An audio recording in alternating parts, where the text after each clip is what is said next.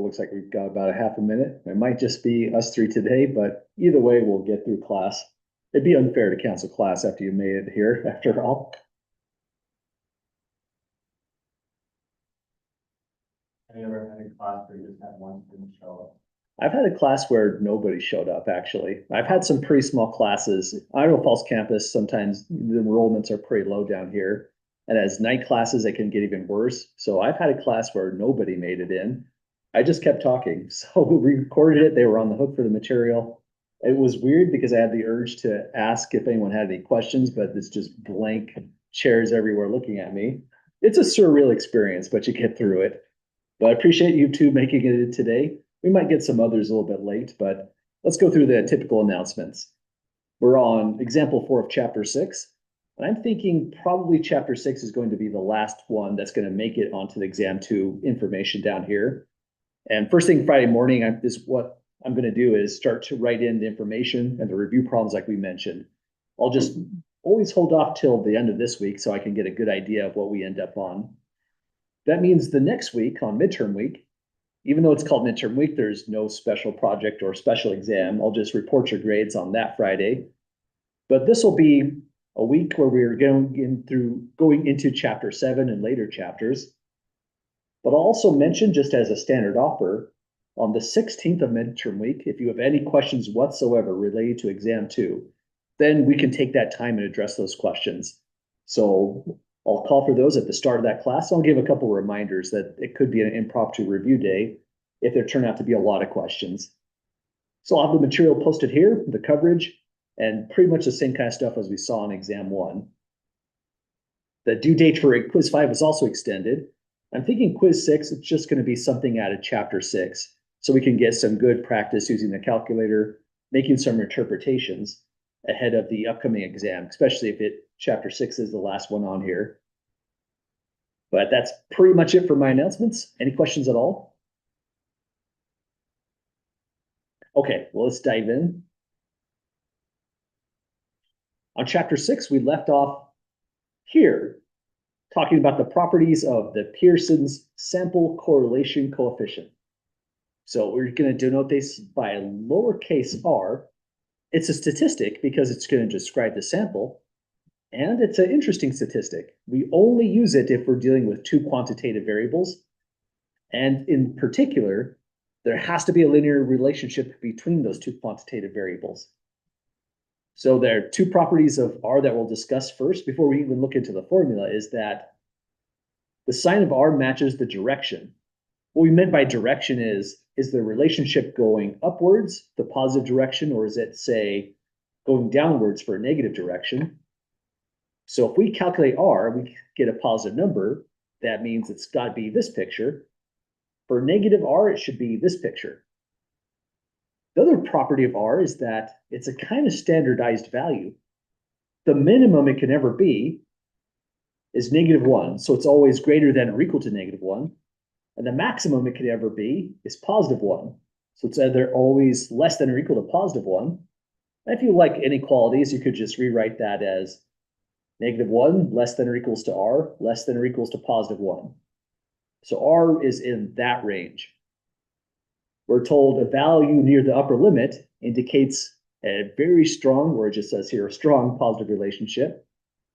Where a value close to the negative limit, -1, suggests a strong negative relationship. So our goal is just look at some more plots here, just to tie these concepts together, to see if there's a relationship between X and Y. If it's linear, what would we describe the linear relationship to be, positive or negative? And the main thing is to determine the coefficient of the correlation coefficient to say if it's going to be positive or negative. So that's our main work on this problem. These are tricky again, because these are kind of open to interpretation. They're subjective for sure. When we look at these, sometimes we might see patterns. Sometimes we might disagree on the patterns. And this is one of those patterns where we might have felt like there's some strong debate you can have. Here, ultimately, I wrote down a conclusion of nonlinear, but that's not the end all be all on this one. It's debatable, like we mentioned. And same on this one. Let's put down a line and just see how we feel about that line. If I draw a line that goes like this, maybe not the best line, but I can cheat a little and kind of fine tune it here and there. Some points on the line are above, some points are below. It's kind of scattered. On this region is 3 above. On this region is 3 below. Here it's a little bit more of a nice match. So I'll leave it up to the class. What does this feel like? Would you say this is linear, straight line, or would you say it's nonlinear for a curved line?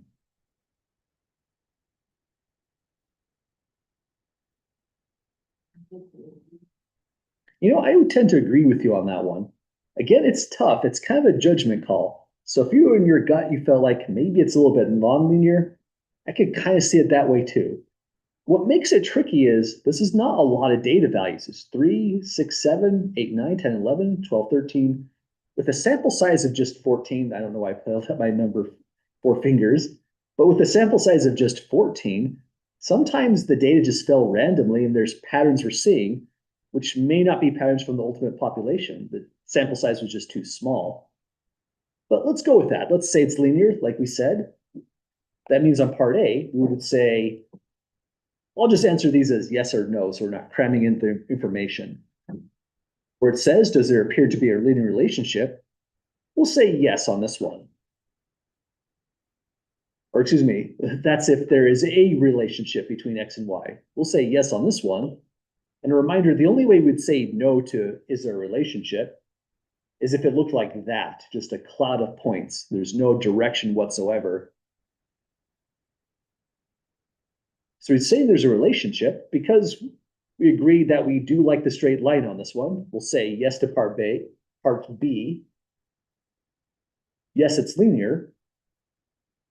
Part C is the new information. We want to describe whether it's going to be positive or negative. But the line we drew is going up. The pattern of the dots is to increase their height as X increases. So we'll say it's positive. So far, this is kind of a review of what we did on the last problems. The new thing is the correlation coefficient R. So on finally part D, we will determine if the coefficient is positive or negative. And I'll write it this way. You could just say R is positive and write it out. I'll write it this way with the inequality sign. So R is greater than 0, indicating positive.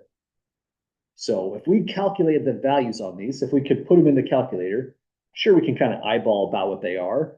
And if we put all those approximated values in the calculator, we'll get some positive result. So that's one down. Any questions at all, folks, making the conclusions A through D on this one? Okay, so sign of R matches the direction. The direction was positive, so we made it a greater than 0. You know, it might make sense if we kind of tie those together so that sign matches the direction from this concept. What we don't have yet is what is R exactly?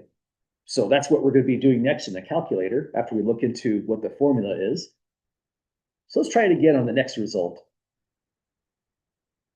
Here, if we attempt to draw a line through these points, this is about what my line would look like on these. This is one of those weird ones where there's a lot of scatter around here, but as we go down, maybe it's just because there's a few points in this region, it scatters a little bit less. Let me tune that line just a little bit more. But anywhere we are on this line, looks like points are above and below in pretty equal measure. So this one would be another one where we'd say, yes, there's a relationship. Yes, it would appear to be linear. Do folks agree with that so far?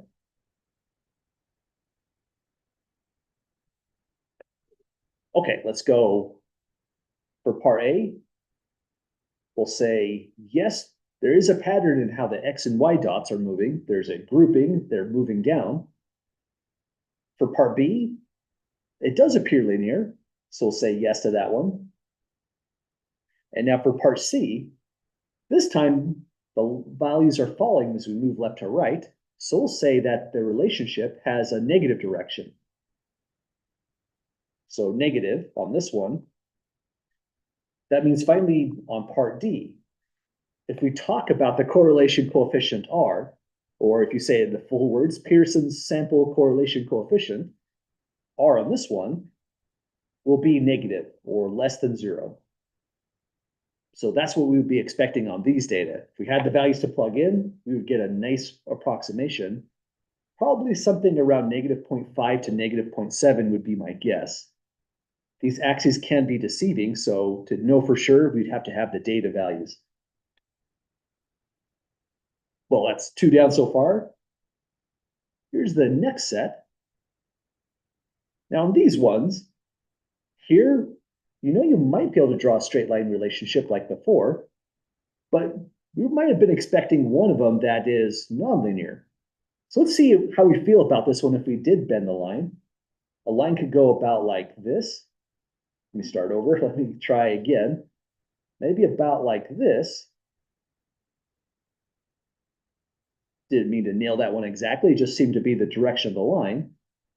Right around here, in other words, in this region, it's pretty flat, maybe starting to increase just a little bit on the right end of that region. And then it seems like to me, to my eye, if you're in this region, not flat at all, it's increasing rapidly. Would you all agree that this seems to be a picture of nonlinearity this time? Okay, it's tricky because compared against this line, that doesn't look so bad either, except that it makes this one feel like an outlier in the sense it's not matching the linear pattern. But again, these are really tough subjective type of problems. Sometimes they don't make great exam questions because people might see it either way on these. Maybe just for the sake of variety on this problem, let's let it be this one. I think a lot of people would say this looks like nonlinear data, viewing it from that point of view. That way, nothing is an outlier on this as well. Everything seems to fit a pattern of nonlinearity. There's still a relationship between the variables. It looks like every one of these has a relationship. There's none of them where it's just a cloud of points, white noise. So part A would be, yes, there is a relationship. But for part B, if so, does the relationship appear to be linear? We would say no, not on this one. Looks like nonlinear is probably a pretty good choice. For nonlinear, this kind, there's still a direction. It's still going to be a positive relationship. It's going up. It just happened to be skyrocketing in this location, for example. So for part C, we can say positive. And now for part D, on part D, here's where we have to be really careful. Recall that the correlation coefficient R is a pretty finicky statistic. It only describes the relationship between linear relationships. We can't put a number down to this one. It's just a different kind of number. So the moment we said it's nonlinear, we should say down below, determine if the correlation coefficient is positive or negative. We shouldn't do that at all. R should not be computed out at all, since the relationship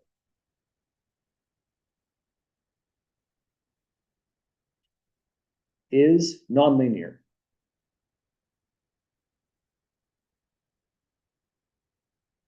So you would get a number. You could put this in the calculator and just force the machine to do its magic. It's just a formula. It takes data and cranks out a number, but that number won't necessarily match your intuition. You could get some strange values. It's still going to be positive, but the strength of this true relationship wouldn't be well conveyed. It's going to give you something weaker than what we actually see right here. Because once again, if you draw a straight line through this, some points, this one in particular is now an outlier, which is going to cause a correlation coefficient to decrease, make it seem not as strong as a relationship really is. But this is the odd one out, finally. This one had a nonlinear pattern by what we decided to go with for the notes. And finally, on this one, last one to complete the set, doesn't seem to be too much unusualness going on here. How do folks feel about this? Would you all say a line seemed to be doing an okay job? I would tend to agree with that on this one. Imagine trying to curve it to make it do a little bit better. You might go say like that, but I don't know if that was a strong improvement, really. And giving it too much complexity, doing something like that is, again, something we're trying to avoid. Unless we had a lot of data to really support it's some wavy pattern like this, we don't want to read too far into the data. So I'd say that this is probably a decent line to go through. Looks like it's probably linear as well. Running through the bullet points, just to keep the order of the problems the same. There is a relationship because it's not a cloud of points. So we would say yes to part A. We put down a line to it, so we would say it's linear. And it looks like it's just like the one above. It's going downwards, not as steep. So this time, this one is going to be negative, which means in part D, the correlation coefficient R is going to be less than 0. But between the two, they can't ever be below -1. But I'd say this one's closer to -1 than this one, because these points are more scattered, and these points are more tightly packed along the line that we drew. So that's the correlation coefficient in a nutshell. Next thing we want to do is see just how we can calculate this kind of stuff. Any questions with just the conceptual idea behind it? Okay, we took a peek at that formula, but there's a lot to unpack there. So to help with the formula, let's take this graph along with us. Let's just zoom in so we can really see what's going on here.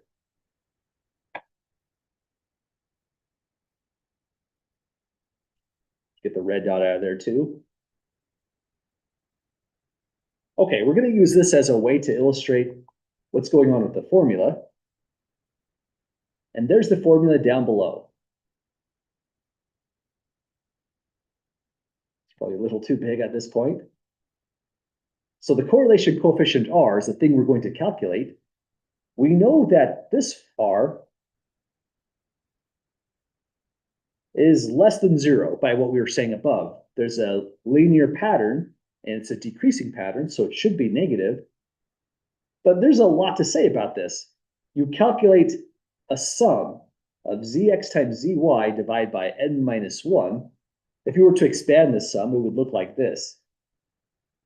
Z1 times, or hang on, it would be zx1 times zy1 plus zx2 times zy2 plus zx3 times zy3, and so on, all the way to, there's an n minus 1, that means the sample size was n, so the last one would be zxn times zyn, all divided by n minus 1. The x1s and y1s are already kind of interesting. For example, this might be our x1, y1, just our first data point. Depending on how it's sorted in the table, this might be the x2, y2. And so when we say zx1, zy1, there's a lot of notation there, but really we're just talking about this concept. It's really just a z-score from way back in the last chapter in section 5.1. So zy, this could be this value y1, or it could be this value y2, and so on. You just take the data value, subtract the mean, and divide by the standard deviation. The y there just means standard deviation for the y variable alone. Likewise, that's what zx is at the same time. It's all just the z-score formula. So with that idea so far, we can add a little bit more to this graph right here. What a z-score does is it measures the distance from a data value y away from the mean, y bar.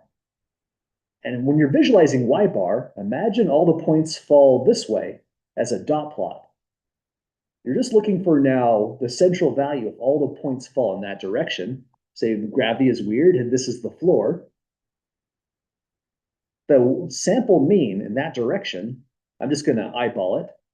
Looks like it's gonna be between here and here. The spread is about the same if the points were to fall this way to the y-axis. So it looks like maybe about right here. This height would be, to my eye, y bar. Maybe a little bit higher or lower. It's hard to get it precisely without the data values. In fact, maybe it is just a little bit higher, about there. So all these data values, if we took y minus the sample mean y bar, that'd be doing this subtraction. Then we would divide by a standard deviation, but all these values would come out positive then. So if that's the case, let me actually reset my color coding so we can focus on the standardization. Oop, that's less than 0 for negative. Let zy be color coded this way. For all points above this line, the standardized value zy is positive, every single one of them. But if you're below the line, the standardized value zy is negative. That's because, seeing this guide right here, this is standard deviations away from the mean, but it's negative when the data value is less than the mean. All these values are below the mean, so less than, giving us negative z-scores down below. So that's the chart so far, and let's copy this over here as well. Positive z-score, we're just duplicating the same comment. Negative z-score there. Well, that value, zy, gets multiplied on all of these terms right here and then added up. And we do the same exact thing for zx. It's still a z-score. Sure, we used y values here, but you could put in x minus x bar, the mean for the x data, divide by sx. Our calculator actually prints out that sx, if you recall, when you calculate these things. This just means standard deviation for the x variable. And same exact interpretation. So now this time, imagine gravity making all the dots fall downwards onto the x-axis. If we were to calculate the sample mean again, probably somewhere around this region. Again, not necessarily perfectly placed. Seems to be a good density of points here, a little bit more spread out here. Would anyone move it about left or right, or would you say that's about right? Let's go with that. So let's call that our x bar. Then we have 4 different regions for x bar. On the left right here, these are all values that if we standardize them using this formula for z-scores, these are to the left of their mean x bar. So that would mean z-scores for x are negative. Z-scores for x over here, still negative. But now if I'm on the right-hand side, whether you're above or below, all these points are to the right of the mean x bar. So z-scores over here are positive. Zx bigger than 0, Zx bigger than 0. So now here's the big punchline to why we wrote all this out finally. A positive times a negative gives us negative overall in this region. So every time we multiply these together, and notice we're doing it a lot, overwhelmingly, these are all positive times negative values. This is going to result in negative products or negative results when we multiply. I'll just say negative results. Negative results. Over here, this one's going to give you a positive result, but only one time. So only one positive result here and none here. By the way, we put in the x and y sample mean grid. There is no positive result here. Where negative times a negative would have given us a positive, but no points landed there. And then a whole bunch more where the x z-score is positive times the y z-score, which is negative.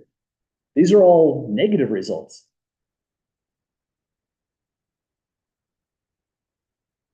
So we take each one of these things, Zx and Zy, we multiply them together. But in this configuration, we're mostly adding up negative numbers. They're mostly all negative.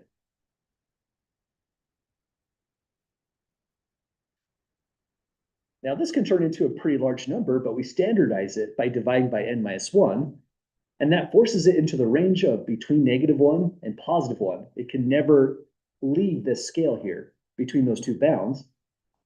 But this is why it's negative. We're overwhelmingly adding up a whole bunch of negative quantities. By this picture, only one of them has a chance to offshoot it, and even not by very much. And so it's in this way, the correlation coefficient, this is the idea of how it measures not only the direction, but also the strength of that relationship as well. So that's how the formula works, but notice it's a hard formula to calculate. You have to calculate 2 standard deviations. Then you have to standardize every single data point using this formula for both variables. Then you put it all together, multiplying these together pairwise, and you can't switch out the orders, or you've broken this association we see here. So thank goodness we're going to make the calculator do the work for us, but understanding how it comes together, sometimes that's half the battle because it's going to help us with the interpretations, and it makes the calculator less a black box that just spits out a number. So this is the formula. We'll do it by calculator. Any questions about the idea behind it, seeing it from this point of view?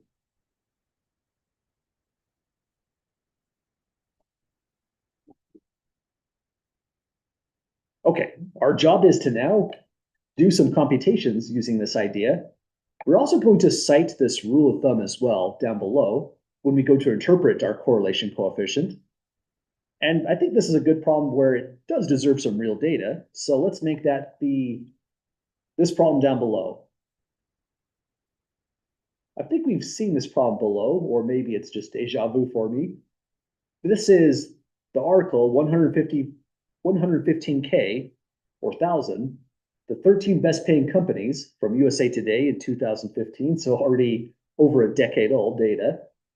It gave the following data on median worker pay in thousands of dollars and the 1-year percent change in stock price for the 13 highest paying companies in the United States. So looking in just one row here, Visa, because I grabbed it randomly, it says the median worker pay at this company is quite good, $122.5 thousand per year. And the percent change in the stock price for 1 year, so over a year, was that it grew by 41.9%.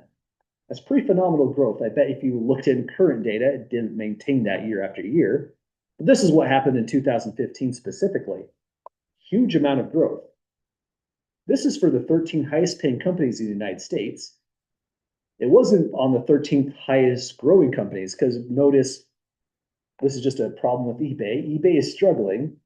They're putting out commercials. I saw one just the other day on Netflix, so they're trying, but maybe they did a little bit better so far this year. Who knows? They get paid quite well as well compared to Visa, but they lost a lot of value in that single year in 2015. So already this is pretty interesting data. We wonder, how does the psychology of this work? Is there a relationship between being well paid and how the stock performed? Maybe not necessarily, because there's other things going on, right? There's market forces, there's how the company operates. Yahoo has been struggling for quite a while. They've been bought out numerous times. eBay is a pretty old company from back in the day when the internet was brand new. Maybe they just have problems modernizing. But aside from those other random effects, there could be some kind of pattern here. First thing we're going to do, and this is the first thing we would do if we were going to calculate the correlation coefficient R, so we have to put it all in the calculator. But maybe before doing that, let's also set up the calculator well, because the calculator, like we mentioned last class, doesn't calculate the correlation coefficient R by default. It just doesn't give you that value. That's weird because we paid good money for it, but it just has to have an option toggle. So you can see here for a guidance on this, this is the correlation coefficient one-time setup. So you only would have to ever use this once. These are kind of strange looking instructions as well.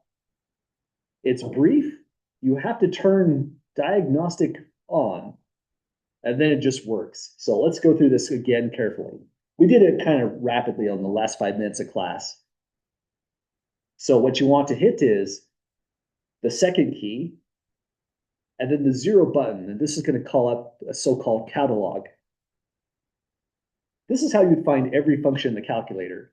Every function, whether it's on the keypad or not, hidden functions, other option functions like diagnostic is in there. Just hold the down arrow and stop when the D's come up, looking for diagnostic. Oh, I went past it.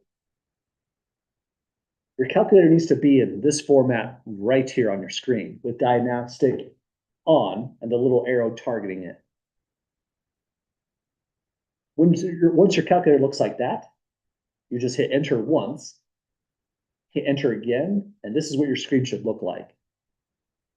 It just says done. Is that what folks have gotten so far?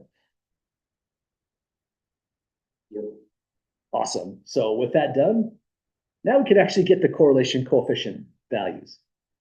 Notice that there's two values, r and r squared. The value we want is just r itself, and the r squared is literally the value of r raised to the power 2. So just grab the 1 down below r when we go to calculate. Now we have to go back to the data. We're going to construct a scatter plot, but when we do that, the way you put in the data does matter. But this is a comment we've mentioned before on these notes. We're going to treat median worker pay as the explanatory variable. It makes sense in the concept or the context. We were thinking the stock price is potentially influenced by how well people are paid in the company. And certainly there's an influence there. If you pay them pennies, if everyone's getting paid $30,000 per year, people are going to start rebelling and quitting, and that's going to affect the stock price eventually. But the comment we mentioned before is tables format well should have the first column here be the actual explanatory variable. This one's not a variable at all. This is just the identifier to say which company we're referring to. So this is the x-axis variable, and in our calculator, we'll put it in as L1. Likewise, the percent change in the stock price is the response variable, which means it's the y-axis variable. And in our calculator, this will be L2. So next keystrokes are hit the stat key, hit enter right away, since we need to input data. Now we have 2 columns we need to delete. So this becomes effective. This is a big time saver. Go up, hit clear, enter to wipe out that column, right arrow and up, clear, and enter to wipe out that column. Hitting delete isn't going to ruin anything, but you're going to rub out the decal on that button eventually if there's lots of data here each time. Now this is the part I'll go quiet, key these in carefully. This is an easy one to mess up because it's 4 digits on this column, 3 digits on the other column. And don't forget for this one down below, you have to literally use this negative sign down on the very bottom of the calculator.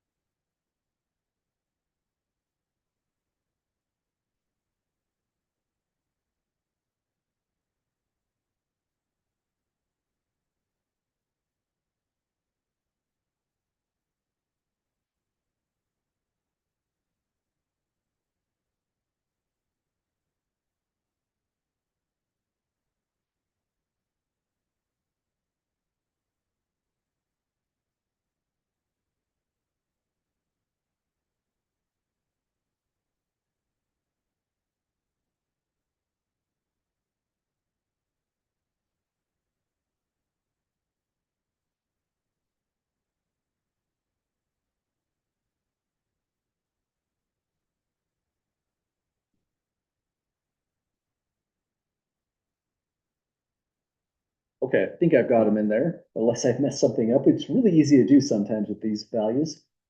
Anyone need any additional time? Okay, so now all the data is imported. We wanted to first construct a scatter plot to just get a visualization of these data. So let me hit for the scatter plot. You want to click on the zoom button right here. Then go down to option 9, or just press the button 9. I like scrolling down because it reminds me I'm going to the right thing if I just scroll down and see it. Option 9, zoom stat, is going to give you the scatter plot. And here's what my data looks like.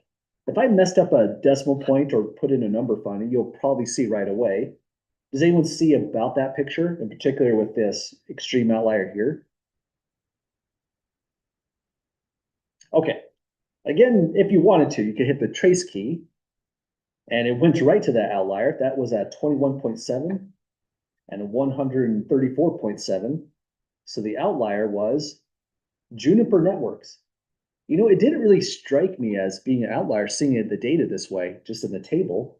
It's an outlier because they're paid really well, but their stock did not perform very well. It grew very little, so it placed it over here.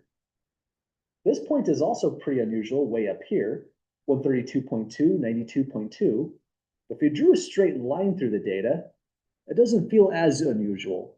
This one looks like it's the outlier of the data set. So this one was 132.2 and 92.2. Netflix was surging in 2015. Again, if you look at the picture today, it's a sadder story for Netflix. They're not doing as well as far as I know. But in 2015, it was a hot ticket, it looked like. So here's our scatter plot. Let's throw it on there quickly. This always looks a little bit weird on the notes, but this is just a reminder that for a lot of these problems that you do, this is more of a problem for MyLab statistics. This is probably how you'd be answering the question, putting in the data, and then checking with, it's weird, it's multiple choice, which answer matches the best. Well, we weren't meant to do too much on this one, just put down the scatter plot, just extra practice. But for thinking in terms of before, of what we've done, we might wonder, is this relationship actually linear? We put a line through it, what would that line look like? That might be okay as a line for going for a straight line linear. You might make some adjustments, but now a couple values are starting to stand out.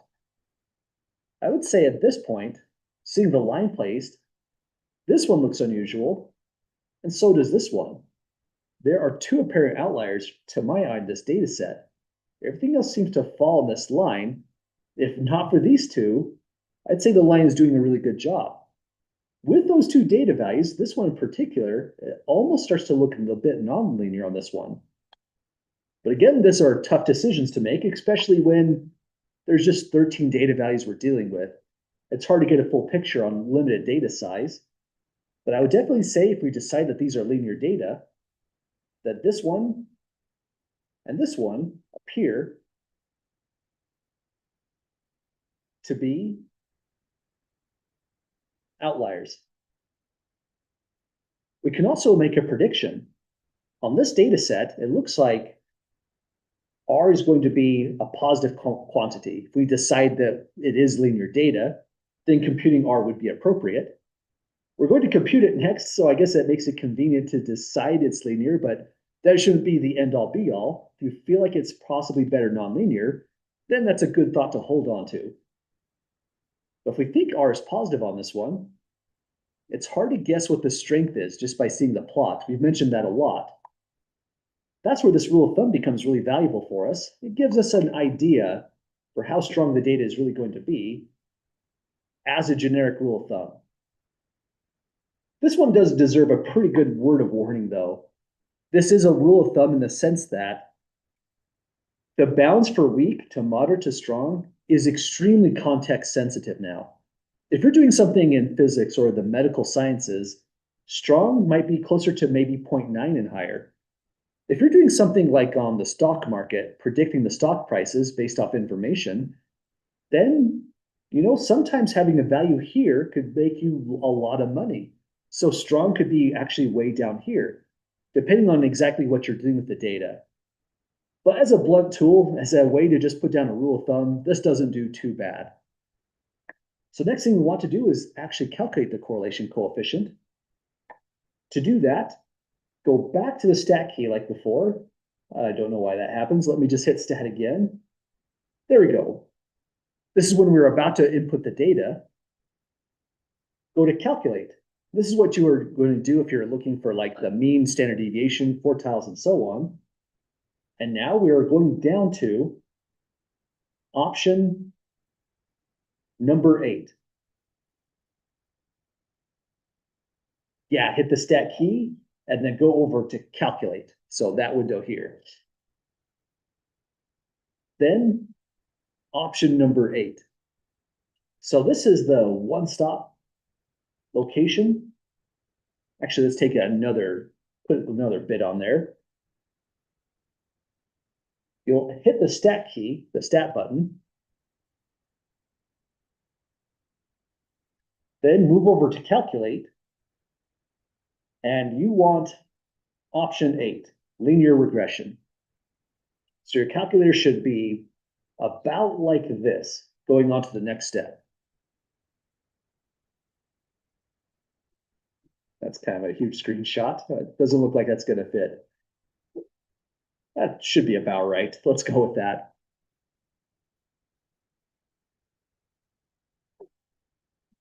Okay, so we've got our data, we've got the calculator.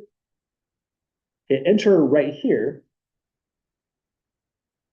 And what you should see is L1, L2. If there's anything different, we just force it in. Should be nothing here, nothing in store. I'm not even sure what this does, to be totally honest. I've never used that option. Just keep on entering through, and this is what you should get to come up.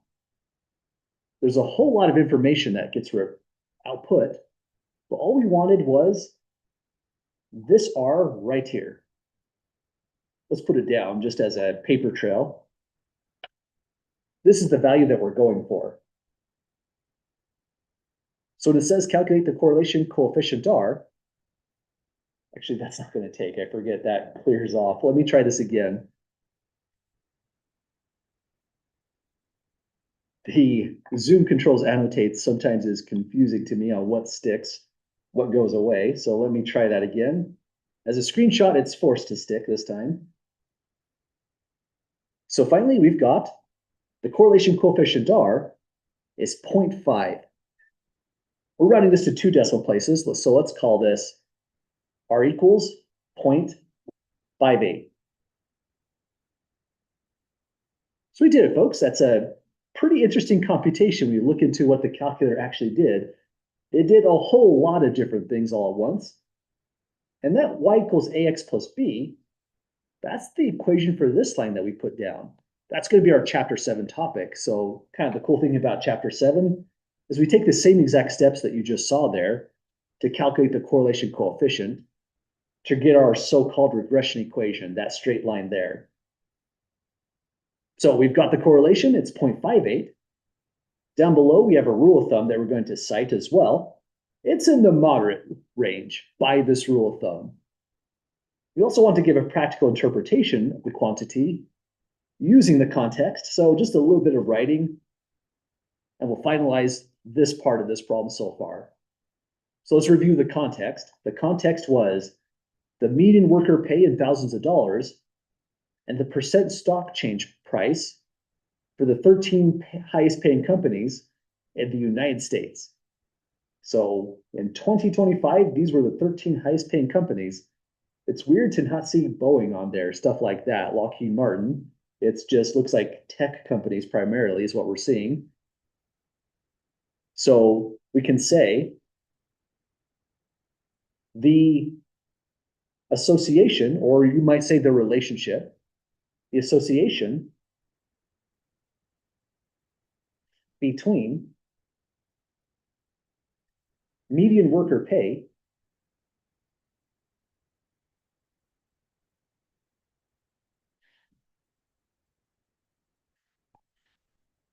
and the stock price, I'll say just a little bit more context, the percent change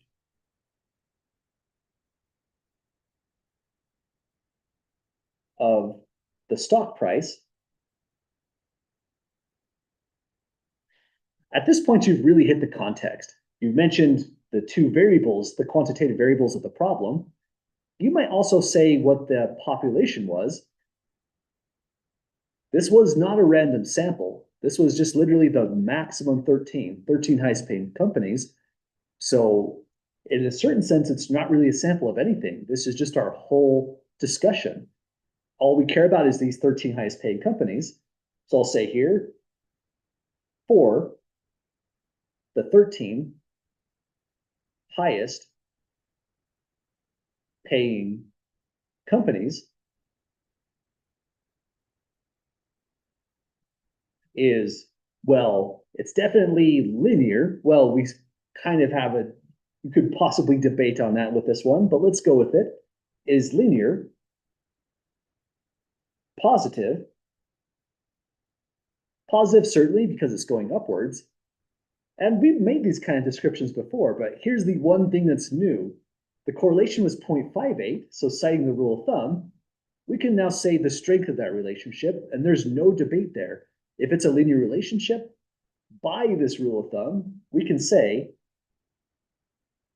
my comma just jumped, that was weird, and the strength is moderate. Just because our value is about right here for what we calculated, about 0.58. But we did it, folks. This is computing the correlation coefficient just to determine the strength of the linear relationship. Any questions at all getting through the end of this one?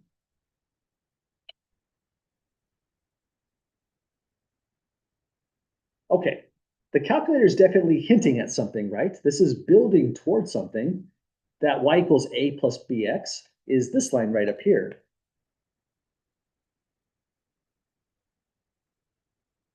And this is the chapter 7 concept we're going to take a look into. We're not just content of saying what the strength is of the association. We want to model this data, much like we use the normal curve to model a histogram. So we're going to do a similar kind of concept, but this is all going to be about straight lines, less about funny curves and the percent area under them. There's one more part, though. This was an article in USA Today. And USA Today, not to dog on them too much if this is your favorite news magazine, but they are not always very great at writing things precisely when it comes to some of the articles. Sometimes they're just kind of like, I would say almost clickbait kind of articles that they tend to write sometimes. And some of the conclusions in their articles follow that same kind of format. Even back in 2015, there's lots of negative to say about USA Today. And this is a real study by USA Today. They made this statement. The article states that companies that pay more are seeing a payoff in their stock performance. Is this conclusion justified based on these data? Well, it kind of seems like it at first, right? We don't look too closely. Based on the data we have, those 13 values, yeah, the pay is going this way horizontally, the horizontal axis, and the percent stock change is going this way. Higher the pay, the higher the percent change of stock price, with some exceptions, these two values that we circled here. But there's a problem with the data. Our conclusion would be valid and really sound statistically if this was a random sample, but it wasn't. They went to the 2015 data, they went to the maximum highest paying companies. This is not a random sample at all. Because it wasn't random, this is just the top of the data, it doesn't characterize all companies that pay a high amount necessarily. We really would have to say, what do we mean by this? What does it mean to pay more? What does it mean to be a high-paid company? We need to say what the population is precisely. Then once we know the population, we need to devise a way to take a random sample, not just take the maximum. That's just the easiest 13 to take. They're on the top of the list of highest paying companies. Once we actually have a bona fide random sample, then the conclusions we make on the sample would have been valid. This would have then made sense. So this is one of the major problems in statistics, and that's why we took so much time, that's coming back in chapters 12 and 13, talking about this stuff. Here, if you really had a random sample of 100 residents, and the population is all San Fernando Valley residents, then the statistic, p hat, will describe the population, and that's a great statement. R is also a statistic, but it doesn't describe the population. In a real sense, this is the population, just the 13 highest paying companies. Any conclusion we make is for them and them alone, nobody else. We can't apply it to some larger population unless we take a random sample from that population. So down here, this is not our great exam question, but just kind of getting back on track on the role of randomization statistics and what went wrong in this problem. We're asked, is the conclusion justified? Then we can say no. These data do not make up a random sample. So the things we can do with them in inferential statistics are extremely limited. All we can do is describe what happened to those 13 observations, and then our work ends at that point. So just for those 13 companies, yes, the higher the pay, the higher the stock price, but we can't advise any other new startup company, pay more and you're going to get a higher stock return. It might not necessarily be true. That's a rough statement to make. When you really think about it, we hope that there's truth to that, but this data doesn't support it until we do the heavy and hard work of actually getting the random sample. But that's about all we have to say about this section here. The good news is when we turn this over now to chapter 7, we're doing some very similar kind of topics. We're just going to layer further and putting down the equation to this line and working with it a little bit more. But any last questions or comments whatsoever before we take a look into chapter 7 next?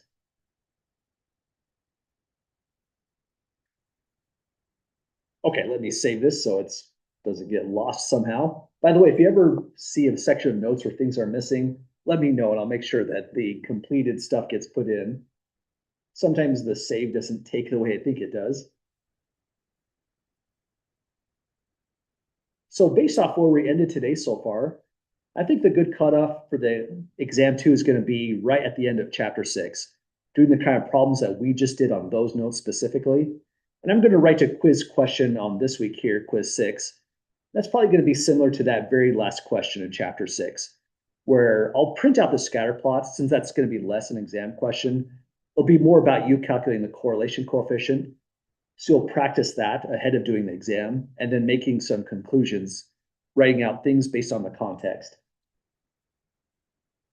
So now taking a look into chapter 7, we don't have a lot of time. We have about 16 minutes and some change.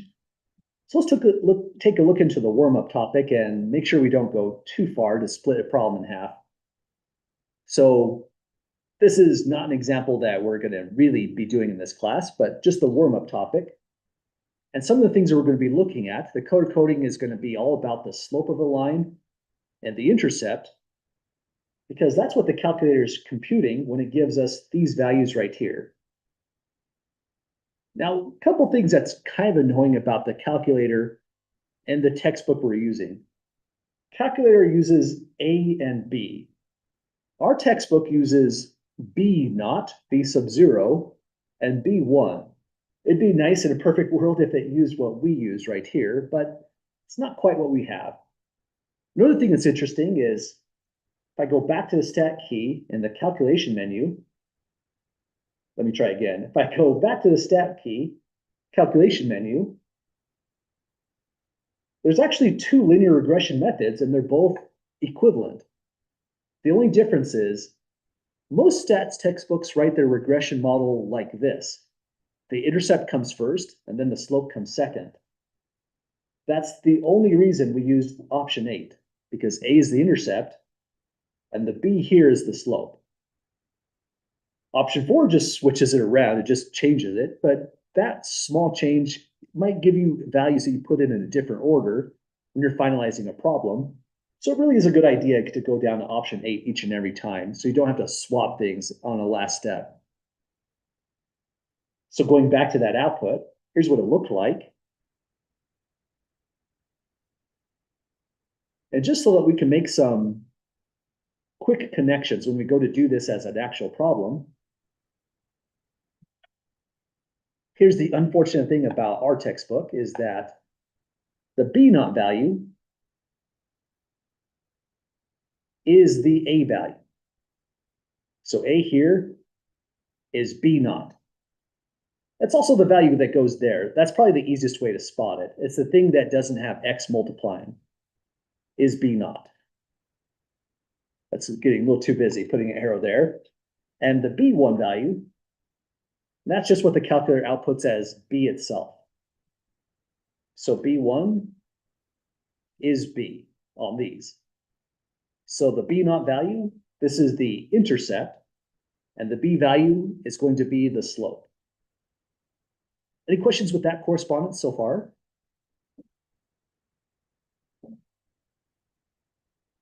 Okay, likewise, on the example problem we're looking at before, this might be something that the calculator spits out. 7/3 would be weird. Usually your slope and your intercept are these kind of decimal numbers that we see here that we would end up rounding. But for an actual math problem, like in an algebra class, you might see something like this. It's in a weird order. Usually the 7/3 x would come first. So we're changing our point of view slightly by putting this first. So this is the A value or the B naught value, depending on which you want to, however you call it. Going from the notes, I would call it B naught, since this is how the book is written. So this is going to be the intercept. Or being more precise, we could call it the y-intercept. This is where it's going to intercept on the y-axis. Then the 7/3 here, this is going to be the slope. So we're not going to plot a lot of things by hand in this class, but I felt like doing it just once is going to help us understand the line a little bit better. So we'll do a small math problem right here. And then for the rest of the time, we're just going to make the calculator do the computation. And we'll literally just draw a line through the data as we see it, like we've been doing before. I'm never going to ask you to plot the line exactly. Just eyeball it, and you're usually going to be remarkably close to the right line. Humans are pretty amazing at that kind of interesting work. So if we were to plot this one as just an ordinary math problem, we'd probably set up our axes like this, where the origin 0, 0 is right in this location. The y-intercept is just telling us on the y-axis, so in the vertical direction, go to the spot -5. 1, 2, 3, 4, 5. And place a data value there. So that would be 1 point on this line here. Then the slope is sometimes kind of a finicky thing. The slope, 7/3, it's going to give us a second point on the graph. Everything is positive here, so the numerator being a +7 means we go up 7. The denominator being a +3 means we go right 3. So that's what the slope is trying to convey. In the reading, it tells us B1, the slope, is the amount by which y increases when x is increased by 1 unit. Well, because we're dividing by 3 here, we're increasing by 3 units. But on this one, if it was a 3.13, slope equals 3.13, you could put a 1 unit in like that. Then you could say the slope is the amount by y increases, it goes up 3.13. When x increases by 1 unit, and that's the going right 1 concept. So let me highlight that just a little bit better to attach those thoughts. So amount y increases, so that's the increasing by 0.13. When x increases by 1 unit, that's going the right 1. So there's a lot of stuff to put together, Again, we're just going to draw a line through the data as we see it. The calculator gives us the equation. The reason why we're fussing so much about this is if we ever have to interpret the slope or interpret the y-intercept, it really pays to know what this is saying together. Because if the numerator unit is something like, say, stock price, and the denominator unit is the median worker pay in $1,000, it would tell us that if we increase the median worker pay by $1,000, the stock price goes up by 3.13 points. And that's the kind of thing we're going to be using in this section, putting the context together as we reconstruct the slope. This one's more of a silly math problem, so it just says from the point we laid down, oh dang, let me drag this. Oh, that's not going to work. Let me see if I could put in some extra space here. I didn't look before I left on this one. On the y-intercept point, we'll just go up 7, right 3. So let me drag this up a little bit higher. Here's up 1, 2, 3, 4, 5, 6, 7. And hang on, now that I look at this a little bit closer, I made a mistake on this one. Anyone happen to see what it is? 5. Yeah, absolutely. I saw that as a +5 for reasons I couldn't quite tell you. Maybe because it's kind of late on a Thursday night. I'm just gonna say I'm tired. That's a good cop out usually. But if that's a y-intercept, this is a bad problem to start out. Should have been -5 on the y-axis. So sorry for the distraction, especially if you knew it should have been down below there and you're wondering what in the world was going on. So down 1, 2, 3, 4, 5. If I put the number there, that would have helped me out. So that's -5. Then finally going up 7 is 1, 2, 3, 4, 5 at the origin, 6, 7. So we're at 2. Go right 3, that's in this direction. And we land here. So this is the up 7, right 3, gives us the next point. And this would be the graph of that line.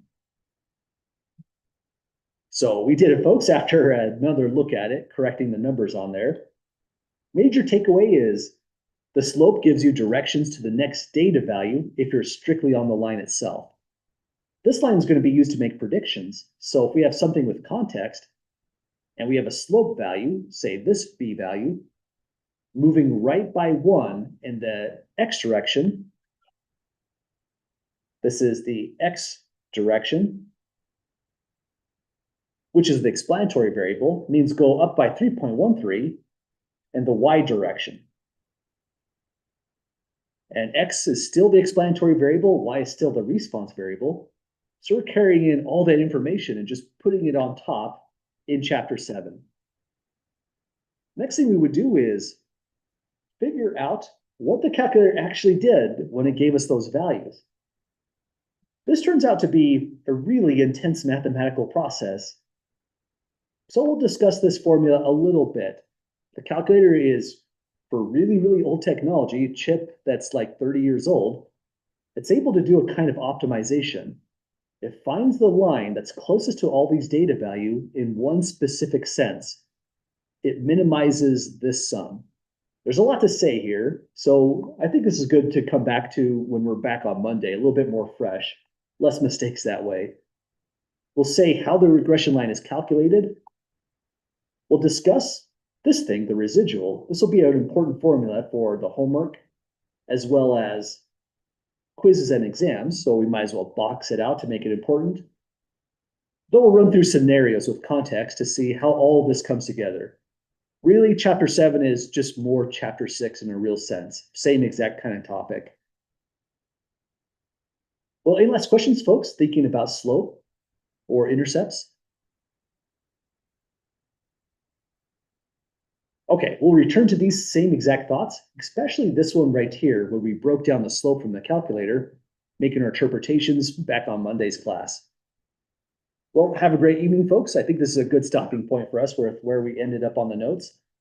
If you have any questions over the weekend, I'll be happy to help out. Otherwise, I'll see you all next time. And just another reminder, if you are the kind of person that likes to look into the exam problems early, I should have this posted pretty soon, by around 10 a.m. at the latest, I would say.